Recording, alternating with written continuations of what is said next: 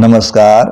मुहावरों की आज की कहानी में आपका स्वागत है। कहानी है 100 सुनार की एक लुहार की।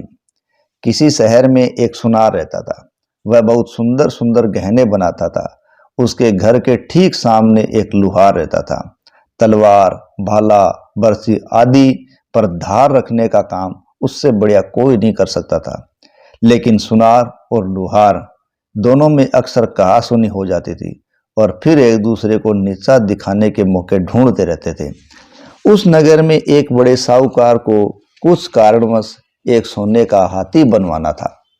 उसने इस सुनार को बुलवाया और हाथी बनाने के लिए कहा।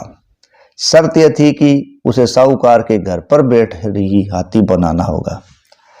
जब काम खत्म करके वह घर को जाया करेगा तो सेठ के लोग उसकी तलाशी भी लेंगे। सुनार ने शर्त मंजूर कर ली। काम शुरू हो गया।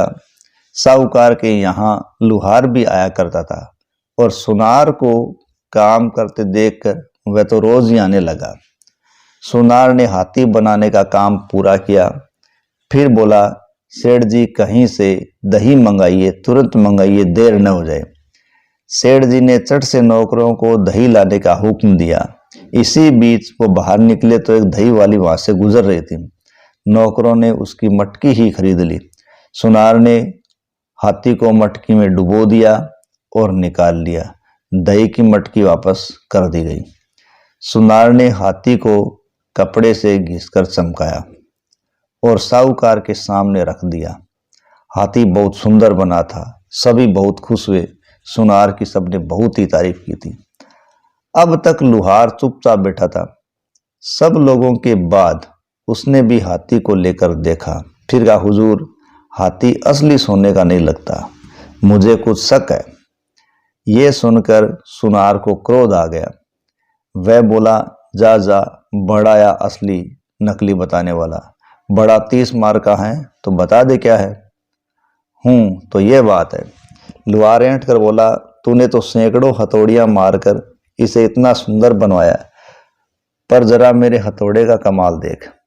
और लुहार ने अपना हथौड़ा जोर से हाथी पर पटक दिया और हाथी के 2 टुकड़े हो गए। तब लुहार बोला, जरा इसे देखिए तो ये सोने का है या पीतल का। लोगों ने गौर से देखा तो चक्कर में आ गए। हाथी सचमुच पीतल का था। इसी बीच जो दही का घड़ा लेकर आई थी वो अपने घड़े को लेकर चलती बनी। साहूकार क्रोध से आग बबूला हो गया। सुनार ये सब देखकर सिटा पिटा रह गया। उसने फिर असली बात बता दी। हुजूर, जितना हिस्सा मैं यहाँ बनाकर जाता था उतना ही हिस्सा पीतल का मैं घर पर बनाया करता था और अंतिम दिन उसे पूरा करके मैंने दही की मटकी में रख दिया। निश्चित समय पर मेरी पत्नी दही वाली बनकर निकली। उसकी मटकी के दही में डुबोकर मैंने हाथी बदल लिया। अब मैं घर से सोने का हाथी मंगवा देता हूं, मुझे माफ कीजिए। सुनार की पोल तो खुल गई, लेकिन लुहार ने यह सब जाना कैसे, ये कोई नहीं समझ पाया। तब लुहार बोला, बात यह कि जब ये हाथी बनाता था तो मैं ताक में रहता था कि आखिर ये किस हिम्मत से सोना चुराता है। आज दही की मटकी वाली घटना से मुझे शक हो गया। फिर मैं दही वाली को पहचान गया कि वो तो इसकी पत्नी थी। बस इसी तरह मैं सारी बात समझ गया।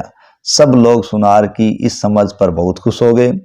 तो लोगों ने कहा, भैया तो अपने अपने हुनर की बात है।